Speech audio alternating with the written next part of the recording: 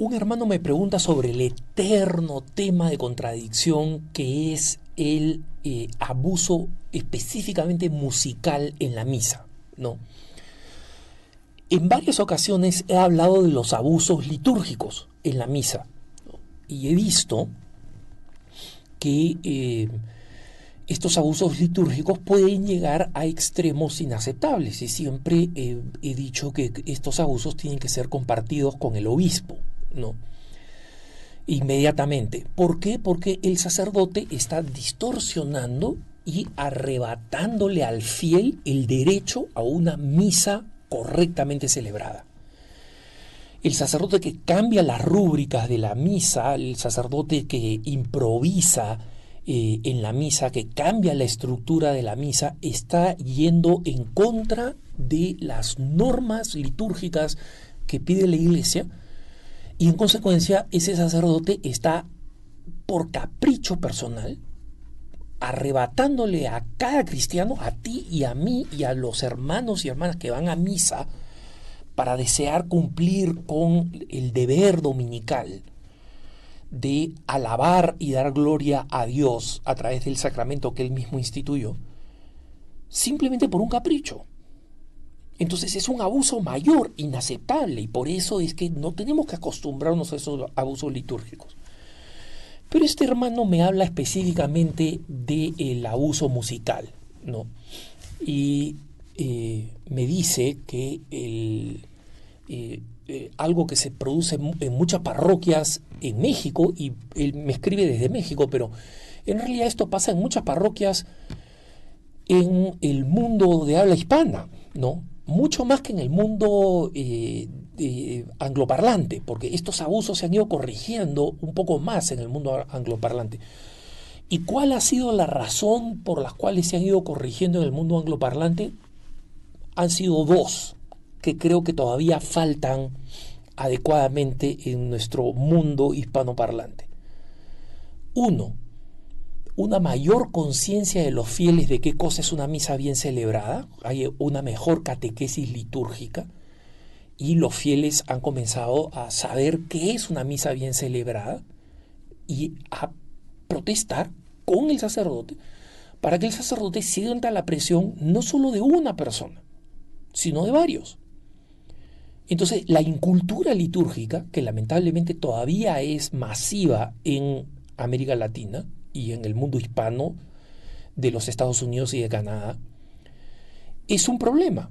La gente aguanta lo que el sacerdote dice, ¿no? Y varias veces he contado la anécdota de ese monitor de música que se puso a cantar el Gloria de nuevo en el momento del santo. O sea, miren lo avanzado que estamos en la misa, ¿no? Y el tipo comenzó a cantar el Gloria despreocupado y la gente lo siguió, la gente comenzó a cantar el Gloria de nuevo. Entonces el sacerdote detuvo la misa y dijo, oye, primero, canta el santo, ¿no? Le dijo al monitor. Y segundo, hermanos, no podemos ser como perritos que seguimos a los otros perritos, como ovejas que seguimos a las otras ovejas, como ganado que sigue al otro ganado, sin tener conciencia de qué momento estamos propiamente en la misa. La gente ha debido quedarse callada cuando el que canta comienza a cantar una canción que no corresponde a ese momento de la misa, que no es solamente una canción, es una oración que hay que hacer, que tiene que ser otra oración, la del santo, que no es el Gloria, ¿no? Entonces, ese es el primer tema, el de la ignorancia litúrgica de los fieles. Entonces, el abuso de un coro que, por ejemplo, en el ejemplo que pone este hermano, canta una versión caprichosa, musical del Gloria, cuando la Iglesia pide explícitamente en las normas litúrgicas que la letra de la oración del Gloria no se cambie. En consecuencia, nosotros, si cantamos el Gloria, tiene que ser un Gloria que sea versión musicalizada de la oración exacta como debe ser. No una versión adaptada a musical para que se pueda cantar un coro y que al final no es la oración. Es exactamente la misma norma con el santo y con el Kyrie, con el Señor ten piedad. Entonces, en las iglesias en las que yo participo en la misa, que son normalmente misas anglo, veo que esto ya se ha convertido en un principio. Las parroquias han sacado los cantos, los cuadernos o los libros de música, han eliminado las versiones del Gloria del Santo, que son versiones adaptadas y que han sido desfiguradas musicalmente para poner canciones que son simplemente versión musical de toda la oración, ¿no? Entonces, existe esta ignorancia. Y en segundo lugar, lo otro que ha hecho que esto cambie más aceleradamente en el mundo anglo, y no digo que sea perfecto, ni mucho menos, me tocan mis misas horrorosas en inglés también, ¿no?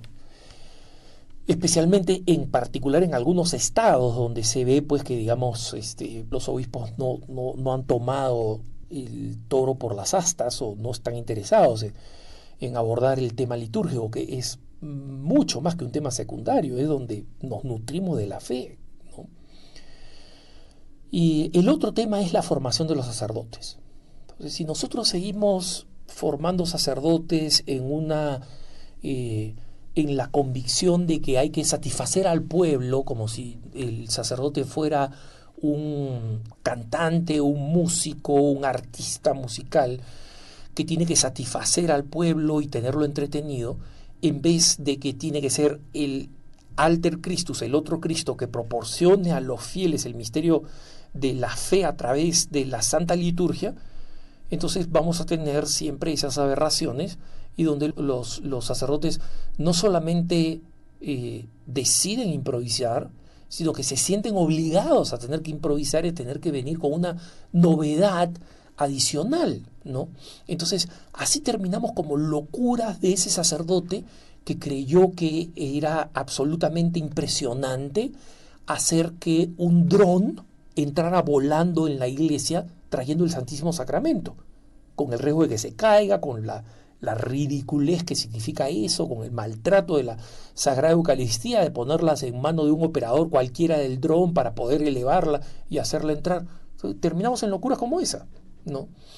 Entonces, tiene que ver con la formación del sacerdocio. Yo veo varios seminarios en Estados Unidos que son muy serios y que han cambiado mucho, ¿no? Y lo veo en otros países angloparlantes, en Inglaterra, en Irlanda, en Australia, seminarios que son serios en la formación y que en consecuencia le enseñan, oye, el sacerdote está para proporcionar a los fieles los sacramentos de la salvación. Esa es su función principal, los sacramentos de la salvación. No un show, no un entretenimiento, no, los sacramentos de la salvación. Entonces, ese es el otro punto, ¿no? Entonces, el amigo que me consulta sobre los abusos que se producen en la música trata de encontrar una solución relativamente fácil, sobre todo pues con los coros, ¿no? Y que muchos de estos coros efectivamente actúan por ignorancia y yo lo sé porque, como saben ustedes, varias veces soy invitado a dar conferencias a la comunidad hispana en distintas partes de los Estados Unidos y para mí esa es una bendición y es una de las cosas que me gustan más, estar en contacto con mis hermanos hispanos para que realmente contribuyamos con una verdadera revolución evangelizadora en este país. Pero veo los malos hábitos en la misa, ¿no? Y veo coros que se esmeran en tocar, pero a los cuales nadie les ha educado en la diferencia que hay entre un grupo musical secular y un grupo musical que sirve en la parroquia. Entonces tienes coros que tratan de crear la mayor interpretación individual posible, la mejor combinación de voces, como si el coro fuera un espectáculo y no lo que debe ser, que es una ayuda para que el pueblo ore y participe.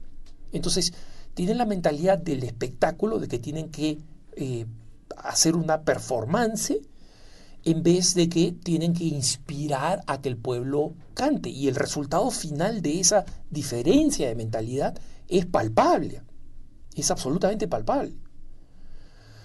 Mi párroco, por ejemplo, en la misa hispana ha introducido los cambios habituales, necesarios para realizar este cambio, para que el coro realmente ayude a la gente a rezar. Y hubo alguna gente ofendida, y es lo último que quiere hacer el párroco, porque el párroco quiere que los fieles se sientan contentos y que especialmente los fieles más entusiastas, que son aquellos que constituyen el coro de la parroquia o la orquesta o lo que sea de la parroquia, no se sientan ofendidos. Entonces, a este hermano le tengo que decir, mira, realistamente este es un proceso que va a tomar un tiempo. Que nuestras comunidades hispanas o latinoamericanas comiencen a tener una misa bien celebrada es un proceso que toma tiempo, pero es un proceso en el que tenemos que estar plenamente invertidos, ¿no? Entonces, ¿eso qué cosa significa? Significa impulsar una mejor reforma y aplicación de la liturgia, impulsar un proceso mejor, ¿no? Eso significa educar, darle las herramientas a que las personas conozcan qué cosa dice la Sacrosanctum Concilium de la liturgia, que conozcan qué es lo que celebramos en la misa, que conozcan el misal romano y el documento de la Iglesia para la celebración de los sacramentos, el ritual para la celebración de los sacramentos. Entonces, solamente en la medida en que los fieles y los futuros sacerdotes y los actuales sacerdotes, porque varios sacerdotes cuando aprenden la verdad sobre la liturgia, verdad es que muchas veces no aprendieron en el seminario, cambian, dicen, ok, esto es lo que debería hacer, y comienzan a hacerlo, ¿no? Entonces, es un proceso largo, esto no se va a solucionar con una queja, pero no está mal quejarse, por si acaso, no está mal quejarse, no está mal escribirle al sacerdote y decirle, padre, esto no es lo que dice la norma, hacerle saber al sacerdote, padre, esto no es lo que dice la norma, ¿no? Y así sucesivamente, ¿no?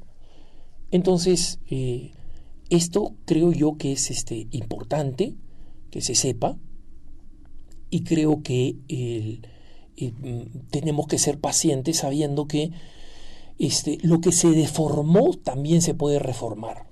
Y hay un empeño y hay una gran dinámica que camina hacia la educación de los fieles, a una auténtica mayor participación laical, que no significa que los laicos nos convirtamos en pseudocuras, en ratones de sacristía, sino en que asumamos una mayor responsabilidad en la marcha de la Iglesia y le hagamos saber a los sacerdotes que los fieles tenemos derecho a una misa bien celebrada.